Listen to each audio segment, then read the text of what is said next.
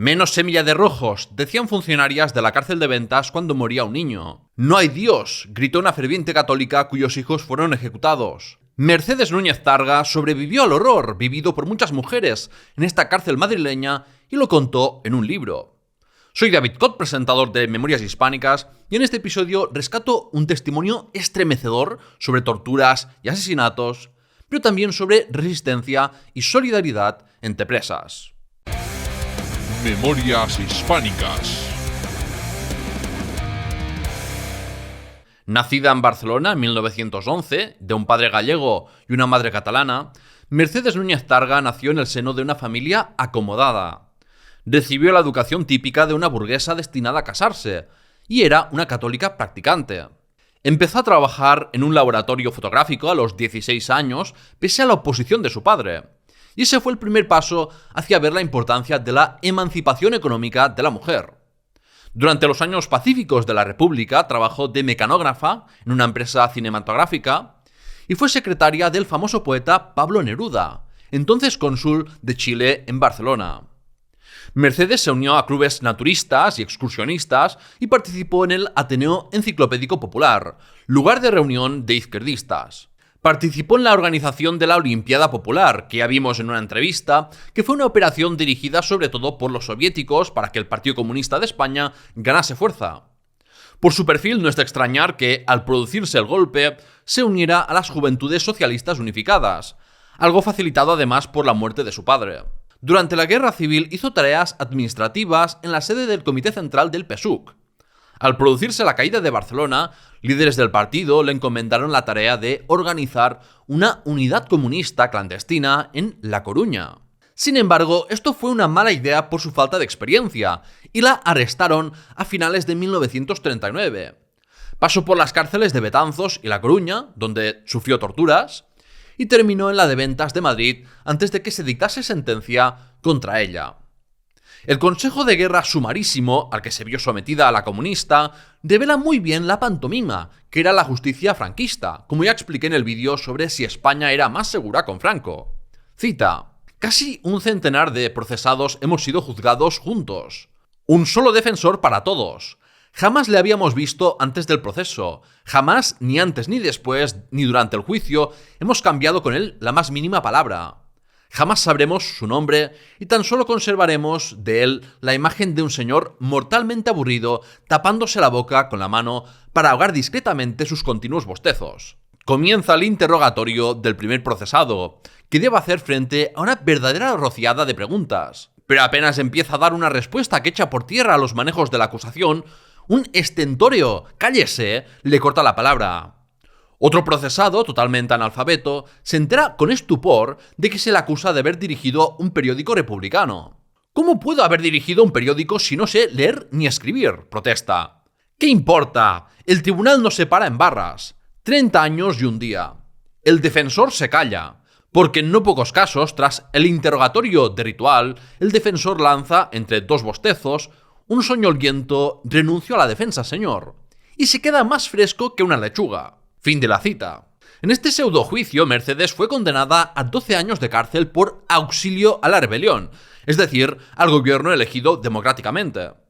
Muchas otras también fueron condenadas por Rojas bajo pretextos de lo más absurdos. Cita: una chica de la celda ha bajado a jueces. Sube muy preocupada. Ya sé por fin de qué me acusan. Mono, pistola y cuartel de la montaña. Lo que siento es no haber estado de verdad. Si yo sé lo que son esos, servidora es la primerita en coger el fusil. Si toda la gente que está detenida por haber asaltado el cuartel de la montaña lo hubiera asaltado realmente, no dura aquello ni 5 minutos, dice una mujer. En una galería, me dice Clara, hay una mujer de 62 años. Está presa, juzgada y condenada a 12 años y un día. La acusan de haber pertenecido a la Unión de Muchachas. Sin comentarios. Fin de la cita. La llegada de Mercedes a la cárcel de Ventas muestra algo que será la tónica general entre las presas políticas, y es la solidaridad entre ellas. Cita: al final del pasillo de la galería de incomunicadas desembocó en el universo extraordinario que es la cárcel de Ventas en ese año de gracia de 1940. Una cantidad imponente de mujeres, pálidas, con caras de hambre, Algunas de ellas vestidas con trozos de manta y de tela de colchón, se encuentran hacinadas en los pasillos, en las escaleras, en los propios retretes, todo ello invadido por una multitud de colchones enrollados, maletas, botijos, talegos, platos de estaño. Las mujeres se agolpan al verme pasar. Hay sonrisas furtivas, gestos amistosos y hasta una joven que a espaldas de la funcionaria alza un puño rebelde. Todas estas manifestaciones fraternales son para mí como un rayo de sol tras el largo silencio del calabozo. Las reclusas se precipitan a mi encuentro, me abrazan, me hacen preguntas. Ángela me coge del brazo con autoridad.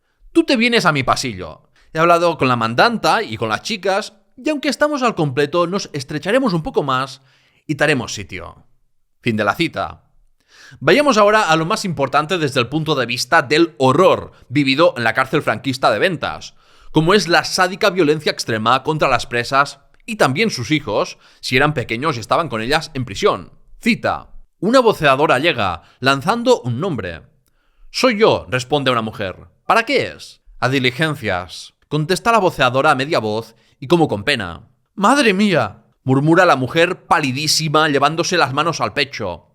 «¡Canallas!», masculla Ángela con rabia. «¿Qué es eso de diligencias?», pregunto. «¿A diligencias? Pues que para hacerte cantar te sacan de la cárcel y te pegan una soberana paliza. O te dan corrientes eléctricas, o hacen contigo lo que les da la real gana. Y que vuelves al cabo de unos días o unas semanas destrozadita. O que no vuelves más. ¡Pero eso es ilegal! Muchacha, tú no tienes la menor idea de lo que es el fascismo. ¿Y qué les importa a ellos la legalidad? A la Nico, una de la tercera derecha, le dieron la libertad. ¡Valiente libertad! En la misma puerta la esperaban unos señoritos falangistas con un coche, se la llevaron a un local de falange y allí la molieron a palos. 7 energúmenos pegándole. Total, la Nico, que era fuerte como un roble, volvió en camilla, ciega. La vista le volvió poco a poco, aunque no del todo, pero jamás ha podido volver a enderezarse y a los 26 años anda encorvada como una vieja. Además, de cuando en cuando le dan como ataques de locura y tienen que sujetarla porque no conoce a sus compañeras y cree estar en el local de falange. Espontáneamente, todas las mujeres acuden a llevarle algo de sus míseras reservas. Una rebanada minúscula de pan, un tomate, un trocito de pescado salado. Una funcionaria llega chillando con malos modos. ¿Dónde está esa que va a diligencias? Aquí, contesta la mujer. Y su voz es firme. Sorprendida, la contemplo. Está todavía muy pálida, pero yergue la cabeza y fija en la falangista una mirada que no vacila. Al salir del pasillo se vuelve hacia nosotras y hace un breve gesto con la mano. «Salud, compañeras», dice sencillamente sin alzar la voz. «Esa no habla», sentencia una muchacha. Fin de la cita. Llama la atención la ausencia de referencias a violaciones en la narración de Núñez Targa. Sin embargo, puede deducirse de cuando dice eso de que hacen contigo lo que les da la real gana. La violencia sexual está o ausente de los relatos de antiguas prisioneras, o si hay referencias, alude a violaciones sobre otras mujeres, no contra la misma que cuenta la historia. Las excepciones a esto son los testimonios de Soledad Real y de Juana Doña, que confirmaba que las violaciones eran el pan de cada día. Pero por lo general las mujeres no querían recordar algo así, ni sufrir el estigma social de haber sido violadas.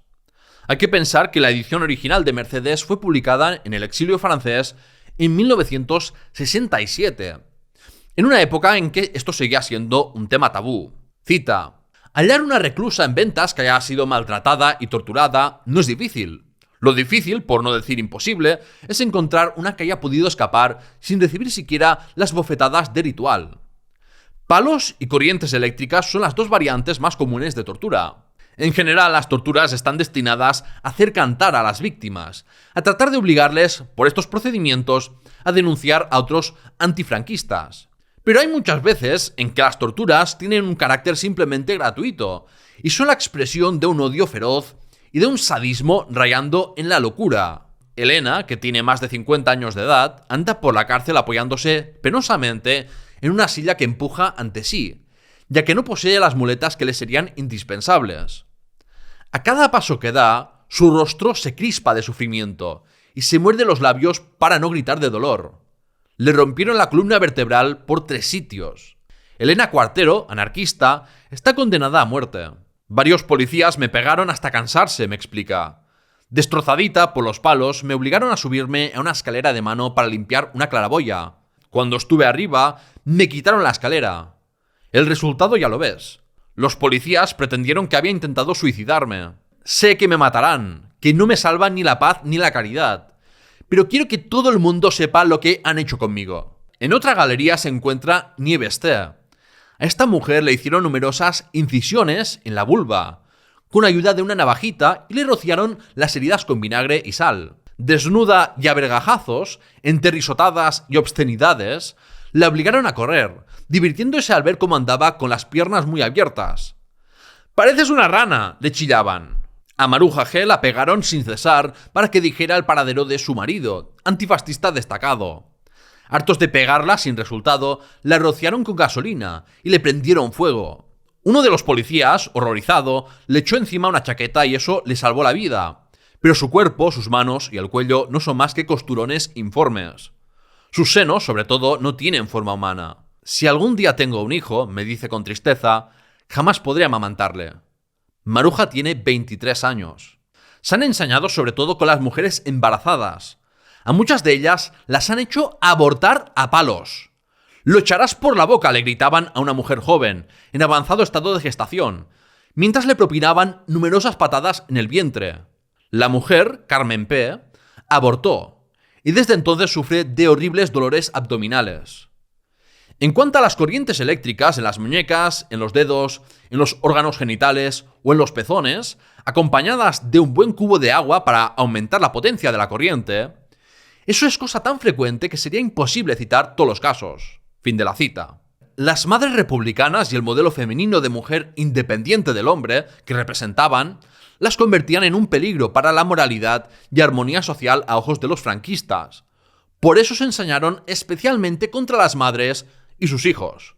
A los niños y niñas les provocaban la muerte por las condiciones insalubres y de hacinamiento de la prisión, la falta de atención médica, el hambre o porque directamente los torturaban y los mataban. Cita: «Voy a madres, ¿vienes?», propone Ángela. Nada más acercarnos llega hasta nosotras un olor tan sofocante a orines, a agrio, a excrementos, que produce náuseas.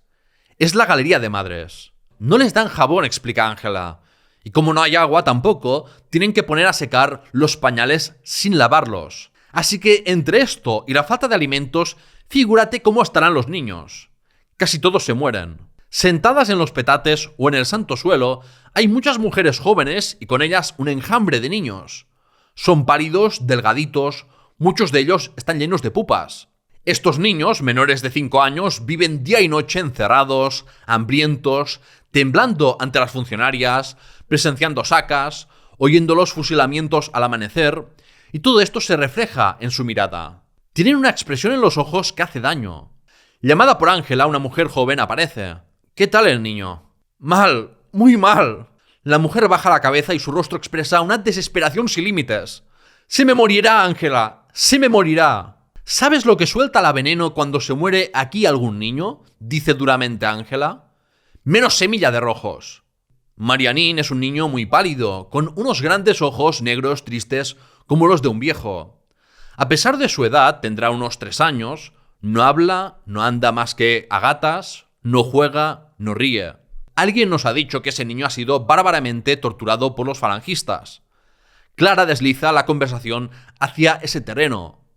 El rostro de la madre se ensombrece.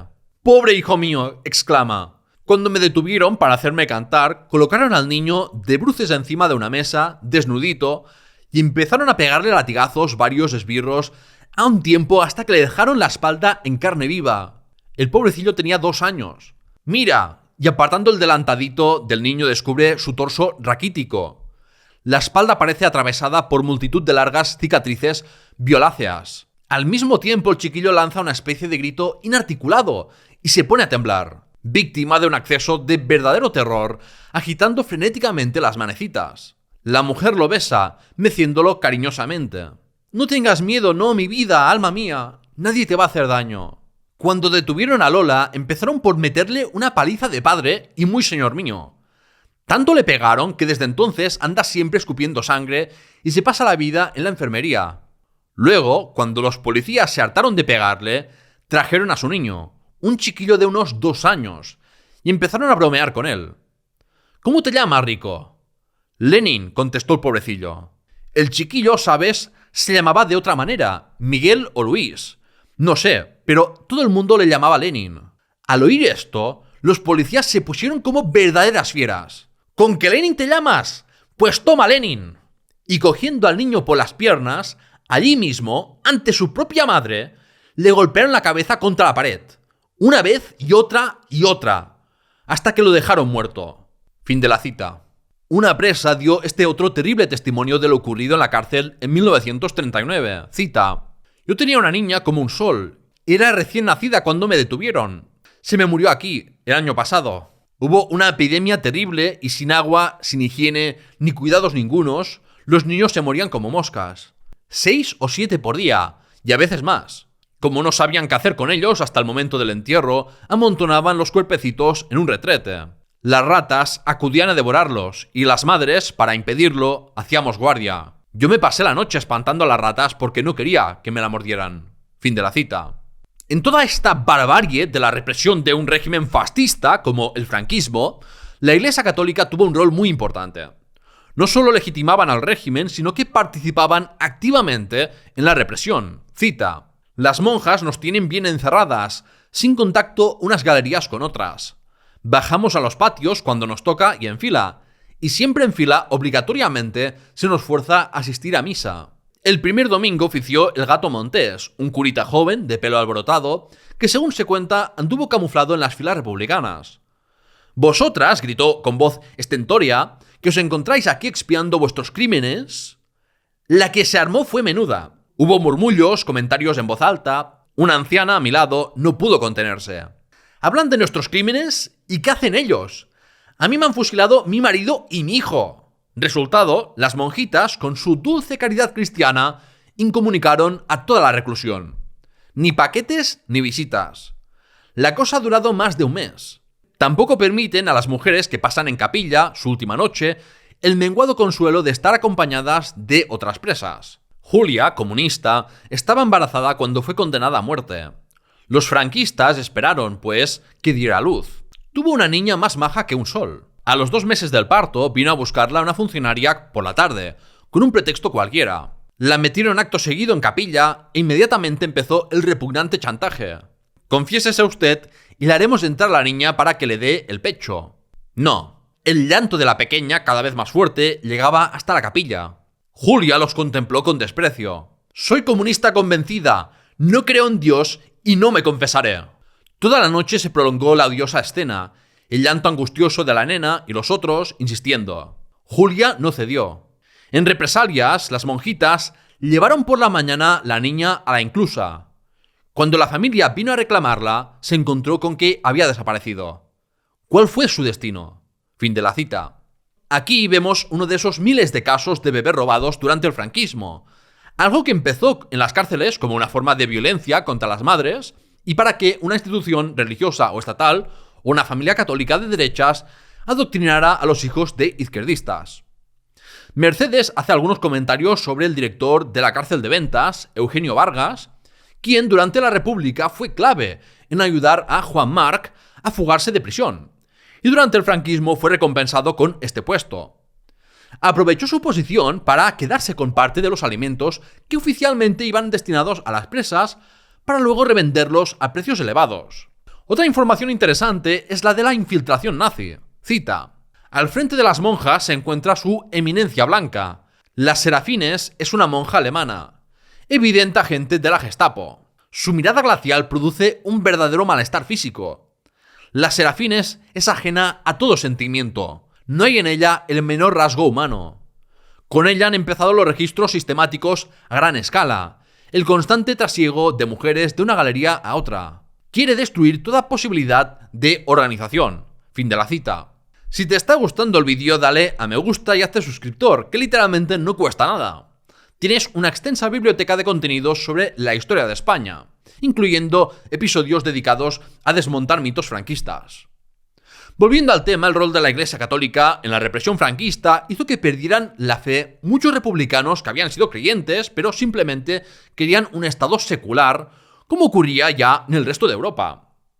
Imagino que antes de pasar por la cárcel, Mercedes ya había dejado de ser católica, pero otra presa, como Pepita, no. La prisión la cambió y le destrozó la vida, llegando a pensar en el suicidio. Cita: profundamente creyente, su único refugio era la religión. Llegó la guerra. Los hijos, republicanos ardientes, se pusieron sin reservas al lado del pueblo. En el 39, los tres fueron detenidos por los franquistas. Doña Pepita fue condenada a 20 años. Sus dos hijos, a muerte. «Mis hijos no serán fusilados. Dios no lo permitirá», suele decir con ciega confianza. Para implorar esta gracia se pasa la vida en la iglesia, rezando sin cesar, ofreciendo novena tras novena, comulgando diariamente. Y ahora la han llamado al despacho del director. En ventas sabemos lo que eso quiere decir. Doña Pepita aparece en la entrada de la galería, con su mantilla negra sombreándole el rostro. Mortalmente pálida, avanza como un autómata. La mirada lejana, sin una lágrima. Hay un silencio de muerte. Nadie se atreve a preguntar. Por fin la mandanta se le acerca. «¿Cuál de ellos?», pregunta a media voz. «Los dos. Ayer por la mañana», murmura con voz ronca doña Pepita. Hay un murmullo de horror. La escena es insoportable. De pronto, desplomándose sobre el petate, empieza a gritar con salvaje dolor. «¡No hay Dios! ¡Mentira todo! ¡No hay Dios! ¡No hay Dios!». Esta noche Clara se ha levantado varias veces para ir al váter. Llegamos a los lavabos junto al váter. Allí, sentada encima de un cajón, está doña Pepita, la mirada fija, los brazos cruzados sobre el pecho como si meciera un niño. Ni siquiera nota nuestra presencia. Siguiendo un gesto que me hace Clara con la cabeza, me doy cuenta de lo que motiva su inquietud. En los lavabos hay una gruesa cuerda tendida que sirve para secar la ropa. Doña Pepita tiene los ojos fijos en ella. Por la mañana alguien ha quitado la cuerda. Sin embargo, durante largas noches, doña Pepita permanece en vela en los lavabos y toda la galería monta alrededor suyo una guardia angustiada. Fin de la cita. A otra la volvieron loca por el trauma de que le asesinaran a su hija. Cita: en el pasillo de Incomunicada se encuentra encerrada Eugenia, la catalana. Eugenia está loca. Día y noche se pasea con un plato de estaño en la mano. En ese plato come, se lava, cuando lo hace, y orina. Llegada la noche lo arropa cuidadosamente, lo mece como si fuera un niño, y se lo mete en la cama. Cuando a través de las rejas del pasillo vamos a visitarla, nos recibe con frases incoherentes. «Me han dicho que es usted de Barcelona», le digo en catalán. «¿En qué calle vivía usted?». Al oír su lengua materna, Eugenia parece transfigurarse. En sus ojos inexpresivos brilla por un instante un destello de razón. Presa de violentísima emoción, me estrecha las manos hasta hacerme daño y grita en catalán, a borbotones, con una voz ronca, impresa de un dolor tan salvaje que causa escalofríos. ¡Mi hija! ¡Mi hija! ¡Me la han matado ante mis ojos!». Fin de la cita. La cárcel de Ventas fue diseñada por Victoria Kent durante la República como un modelo de prisión femenina que favoreciera su reintegración en la sociedad. Pensada para albergar a 500 presas, llegó a ser ocupada por 9.000 o 14.000 en 1939. Al fin y al cabo, el hacinamiento sirve no solo para hacer la vida imposible a las reclusas, sino para provocar muertes. Cita: existen canalizaciones de agua en toda la cárcel. Hay hasta duchas, lavabos, baños y lavaderos. No en balde, esta cárcel fue construida por la República. Pero esos han cerrado el agua y han dejado tan solo esa fuente. Para 6.000 mujeres. Y hemos ido hasta 9.000 en el 39. Por una parte quieren obligarnos a vivir en la porquería, por rebajarnos, por hacernos sufrir. Pero sobre todo buscan enfrentarnos unas con otras, por un vaso de agua. Fin de la cita. Por mucho que los franquistas se empeñen en tratar de meter en el mismo saco a las prisiones de Franco y las republicanas, lo cierto es que los asesinatos, torturas y otros abusos de presos fueron la excepción en las cárceles republicanas durante la Guerra Civil. Por eso dieron tanto la lata con Paracuellos, por ser una excepción. Unas matanzas de reclusos frenadas, por cierto, por anarquistas.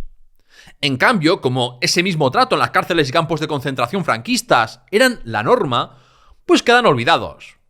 Este testimonio lo explica muy bien. Cita: Frente a nosotras, una hermosa mujer de rostro inteligente, el cabello negro como la endrina, recogido en españolísimo mono, sonríe con desdén ante los inútiles esfuerzos de la funcionaria por contarnos. «No sabes ni contar», dice de repente en voz alta. «Pues cuenta tú. Yo soy una reclusa». Hay tal dignidad y tal valentía en sus palabras que inmediatamente me inspira la más viva simpatía. Es Mathilde Rebecque, socialista. Fue directora de la prisión de Alaquàs bajo la República. Buena parte de las funcionarias de ventas han estado a sus órdenes. Está condenada a muerte. Pilar Millán Astray me explica que es quien, junto con otras muchas, la han denunciado, estuvo presa bajo la República en la cárcel que dirigía Mathilde. Pues bien, una vez vino aquí dispuesta a reírse de ella, cuando Mathilde ya estaba condenada a muerte. Empezó diciéndole, con malos modos, que se alegraba de verla en las mismas condiciones en que estuvo ella. Mathilde la tajó fríamente. En las mismas condiciones no. Usted estaba sola en una celda, tenía cama, mesa, silla y una comida decente. Yo comparto mi celda con todas estas compañeras, duermo en el suelo y recibo un rancho asqueroso.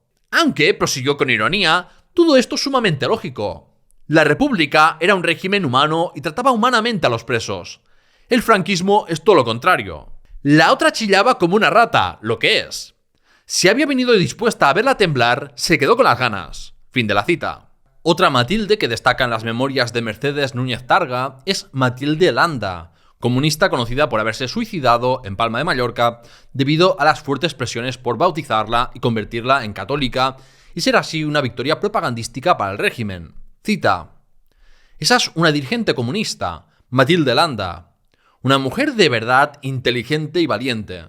Figúrate que un pariente suyo, un personaje de Campanillas, vino a ofrecerle la conmutación e incluso la libertad, si renunciaba públicamente a sus ideas.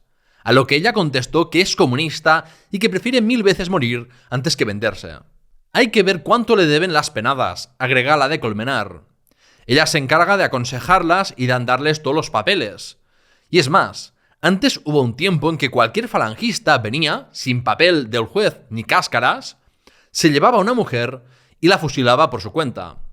Eso, gracias a ella, se ha terminado.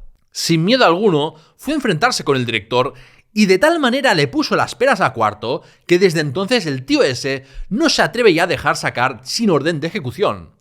Es una mujer que vale un tesoro. Fin de la cita. Escuchar cada día antes del amanecer los fusilamientos que se producían en el vecino cementerio del Este era otra forma de tortura psicológica a la que se veían sometidas las presas de ventas. Cita: «Una noche de saca es algo que hay que haber vivido personalmente para poder comprender. Saber que una mujer que conocemos, que ha estado hace pocas horas hablando con nosotras, está todavía aquí, viva, intacta, llena de energía, y que dentro de unas horas será un cadáver acribillado en el cementerio del Este, y esto sin que podamos hacer absolutamente nada para impedirlo, es una tortura tal que parece imposible que un ser humano pueda soportarla. Y a medida que los minutos y las horas avanzan en esta noche de agonía, sabemos que implacablemente, inexorablemente, cada hora, cada minuto, va aproximando el instante espantoso.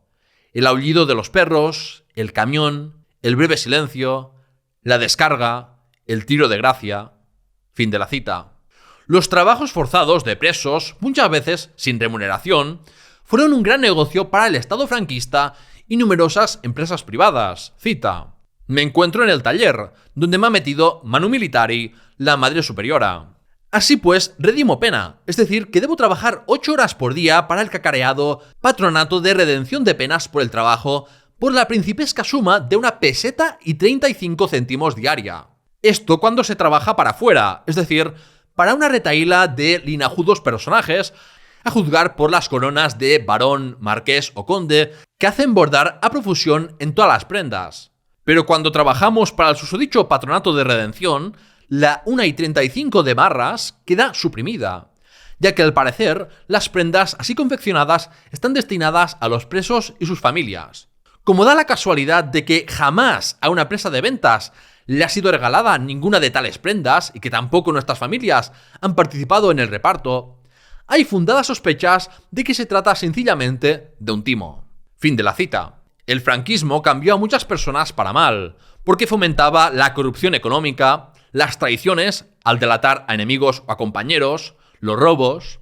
Era un sálvese quien pueda que destrozó no pocos lazos de confianza y solidaridad.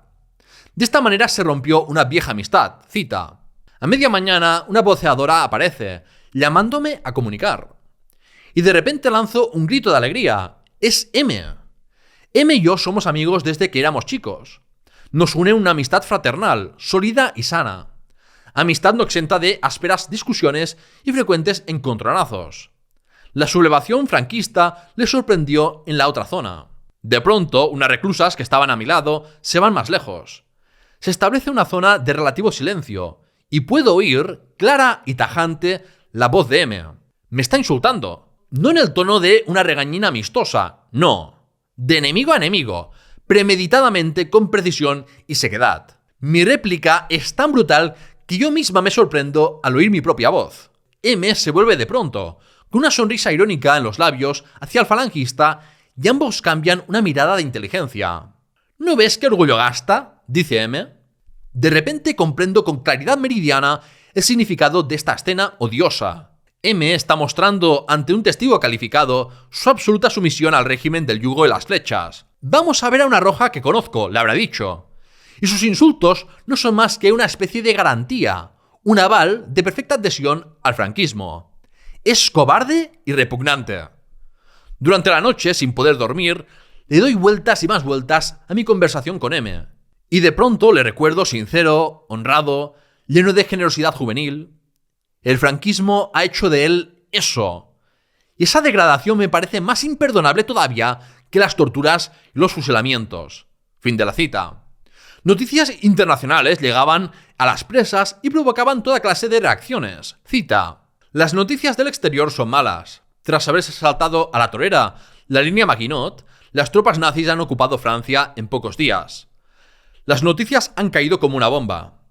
Pero hace falta más que eso para arrancar la esperanza a las presas de Ventas. Eso es lo extraordinario en la cárcel. Aquí, donde las torturas, los fusilamientos son el pan nuestro de cada día, las mujeres, tras una saca, una noticia catastrófica y pasados los primeros instantes de desesperación, encuentran la manera de charlar y bromear con toda naturalidad. En el fondo, si bien se mira, es normal, porque los momentos duros son tan continuos que si no los apartáramos rápidamente de nuestras mentes, viviríamos mesándonos los cabellos constantemente y no habría sistema nervioso capaz de soportarlo 3 semanas. Fin de la cita. Por el contrario, la noticia de que Hitler atacó la Unión Soviética despertó una exaltación indescriptible y un sentimiento de camaradería inaudito en la cárcel de Ventas. Incluso las que criticaron duramente el pacto germano-soviético depositaron entonces toda la confianza en la victoria soviética. Y eso incluía a comunistas, socialistas, anarquistas y mujeres sin partido de todas las edades. Dentro de toda la terrible experiencia que eran las cárceles franquistas, hubo fuertes muestras de solidaridad entre las presas y de resistencia colectiva. Por ejemplo, compartiendo la escasa comida y agua que daban. Cita. «¿Con qué ganas me tomaría un buen baño?», anunció. «Las reclusas se echan a reír a coro. Aquí el lavarse es un lujo. Cuando veas la cola para el agua, te desmayas». 2 muchachas se me acercan. «Mira, nosotras tenemos un cubo y nos lavamos las 2 en la misma agua. Si tú quieres, nos lavamos las 3.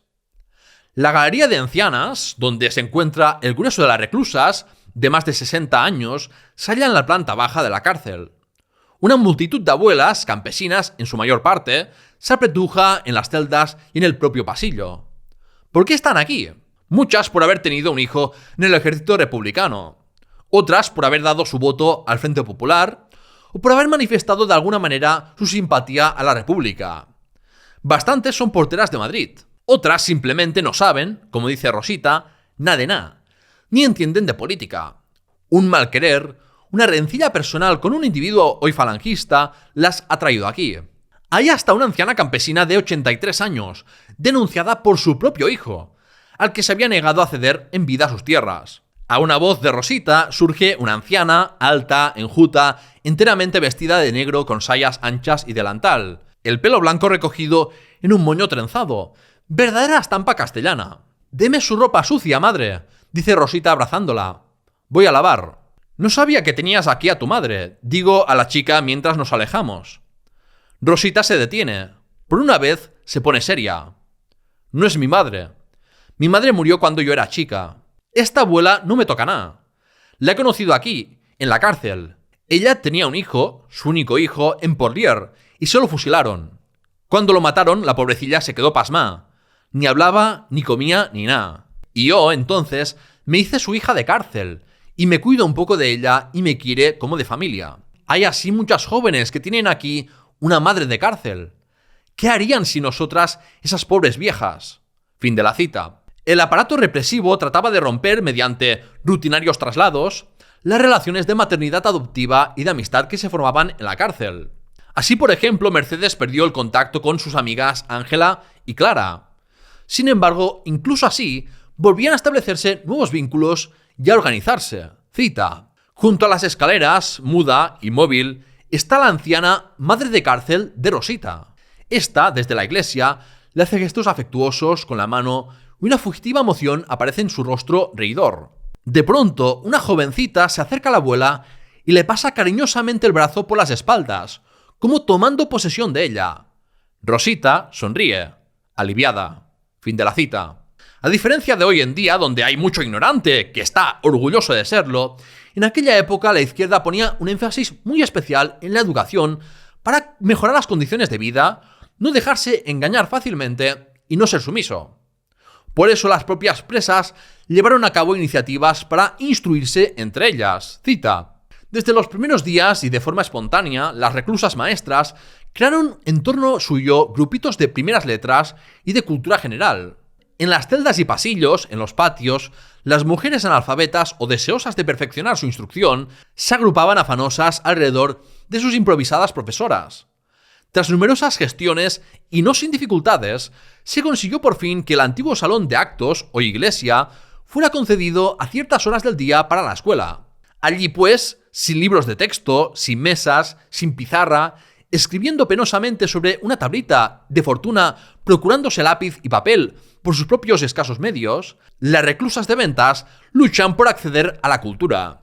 Algunas de las reclusas que empezaron como Carla siendo alumnas de cultura general han pasado a enseñar las primeras letras a las analfabetas. Una de mis alumnas, me dice Clara, escribió ayer la primera carta de su vida a su hijo, que está en Porlier. Al terminarla se echó a llorar de alegría, y a las demás nos faltaba poco. Entre las alumnas hay numerosas chicas jóvenes, pero se ven también bastantes cabellos blancos. Con sorpresa, apercibo algunas penadas. ¿Cómo? Esas mujeres condenadas a muerte que no saben jamás al acostarse si viven su última noche, acuden a la escuela. Mi estupor llega al colmo cuando entre ellas veo a Elena Cuartero. Ella me mira un momento en silencio antes de responder, como si adivinara mi pensamiento. Vengo a aprender a leer, dice con sencillez. Si me matan, no habré perdido nada. Y si vivo, tendré un arma más en contra del enemigo. Hoy mismo me he inscrito en la escuela. Fin de la cita. Luego las monjas transformaron esta bella iniciativa en una herramienta de control para sus intereses, haciendo obligatorias las clases de religión y dejando siempre a una de ellas vigilando para que no hicieran propaganda izquierdista en la escuela. Pero ante las monjas y funcionarias de prisiones hubo desafíos de autoridad. Por ejemplo, con una huelga de brazos caídos en el taller de trabajos forzados porque les impusieron horas extras y no les dieron la comida de recompensa prometida. En la cárcel madrileña se cantaban canciones de todo el folclore español, en todas sus lenguas. Así se veía a mujeres de Castilla cantando en catalán. Cantaban mal el Cara al Sol, cambiaban la letra del himno carlista y mostraban su rebeldía al tener que decir el lema franquista. Cita. ¡España! Una. Contestamos débilmente. ¡España! Grande. Responden 3 o 4. ¡España! Un clamor potente, unánimo, resuena como un desafío. ¡Libre! Fin de la cita. En 1942 a Mercedes le conmutaron la pena y salió en libertad. Cita. La madre superiora me sonríe con todos sus largos dientes postizos, que parecen las teclas de un triste piano de alquiler. La he llamado para comunicarle que ha llegado su libertad. La noticia es tan inesperada que guardo silencio, sin llegar a comprender muy bien. Está visiblemente esperando una reacción. Alegría, agradecimiento, lágrimas. No voy a darle ese gusto. En este caso, le contesto fríamente: permítame que vaya a buscar mis cosas y despedirme de mis compañeras. La monja me mira, un tanto desconcertada. ¿Es así, con esa indiferencia, como recibe usted la noticia de su libertad? Mi libertad es normal. Lo que no es normal es haberme mantenido en la cárcel durante varios años. En la galería el regocijo es grande y sincero. Todas corren a abrazarme. Muchas me dan la dirección de sus familias. Vete a mi casa. Andan mal de dinero, pero no te dejarán en la calle. Donde comen 3, comen 4. Tímidamente se me acerca una mujer joven. Su marido fue fusilado en el 39. Si tienes tiempo, suplica, vete a ver a mi niña. No tiene más que 4 añitos. Es pequeña para comprender, pero háblale de mí. Dile que la quiero mucho, dale un beso, en fin, ya comprendes. La emoción le impide continuar. Explica todo lo que has visto aquí, dice otra. Que los de la calle lo sepan. Sí. No nos olvides. Nunca. Fin de la cita. Todo esto y mucho más se cuenta en el libro El valor de la memoria, que puedes comprar con el enlace de la descripción y debería ser de lectura obligatoria en todos los colegios. Es por esta y muchísimas otras historias que la derecha nacionalista española no quiere hablar del franquismo y dicen que no hay que desenterrar el pasado, por qué sembrar la división y tonterías similares. Porque personas sin memoria de lo que representa el fascismo siempre son más fáciles de engatusar. Pero yo seguiré dando aquí la lata, dando por saco, porque hoy es más necesario que nunca recordarlas. Las aventuras de Mercedes Núñez Targa no terminan aquí, porque se fue a Francia y participó en la resistencia hasta que fue capturada por los nazis y enviada a un campo de concentración, que fue liberado justo el día antes en que tocaba su ejecución. Voy a cubrir esa historia también, así que si no quieres perdértela, suscríbete a la historia de España en Memorias Hispánicas, dale a me gusta a este vídeo para ayudar a difundirlo y puedes apoyar mi divulgación en patreon.com/lahistoriahispana a cambio de numerosos beneficios. Gracias por tu atención y hasta la próxima.